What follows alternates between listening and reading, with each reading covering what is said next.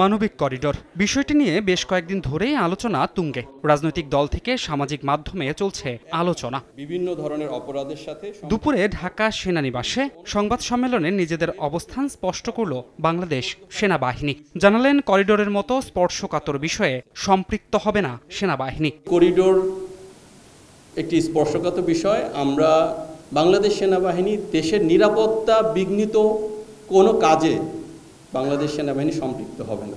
এ সময় সীমান্তে আরসা বাহিনীর সশস্ত্র টহলে উদ্বেগ প্রকাশ করে সেনা সদর জানায়, এ বিষয়ে সতর্ক আছে সেনাবাহিনী। আরাকান আর্মির সঙ্গে সেনাবাহিনীর যোগাযোগ নেই বলেও জানানো হয়। চট্টগ্রামের একটি পোশাক কারখানায় KNF-এর 30,000 ইউনিফর্ম পাওয়ার বিষয়টিও খতিয়ে দেখা হচ্ছে বলে জানায় সেনা সদর।